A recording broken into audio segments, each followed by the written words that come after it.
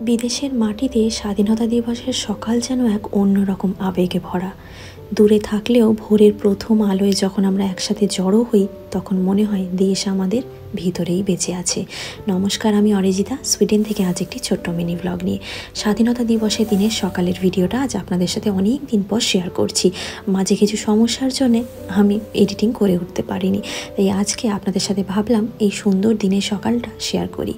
আজকে আমরা সকালবেলা উঠে 7:30টার মধ্যে আমাদের বাড়ির কাছের এই বড় স্কোয়ারটির মধ্যে এসে উপস্থিত হয়েছি, যেখানে কিন্তু স্বাধীনতা দিবস উদযাপনের জন্য এই সুন্দর অনুষ্ঠানটির আয়োজন করেছে মহারাষ্ট্র মণ্ডল নামে একটি সংস্থা। বেঙ্গলি অ্যাসোসিয়েশনের মতনই এখানে আরও অনেক অ্যাসোসিয়েশন ভাগ করা রয়েছে।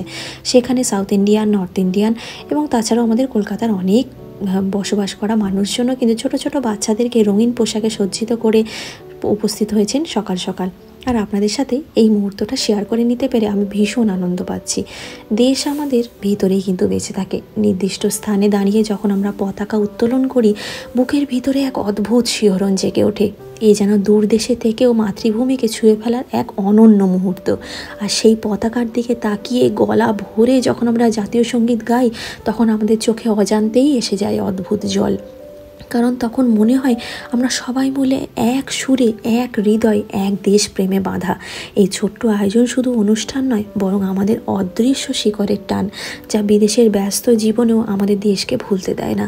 স্বাধীনতার এই গৌরব, এই শ্রদ্ধা, এই ভালোবাসাই প্রমাণ করে দেশ থেকে দূরে থেকেও আমাদের ভিতরে সারা জীবন দেশের সাথেই যুক্ত। দেশের সাথে শ্বাস নেই আর দেশের জন্যেই বাঁচি। জয় হিন্দ, জয় ভারত, ভারত মাতা কি জয়।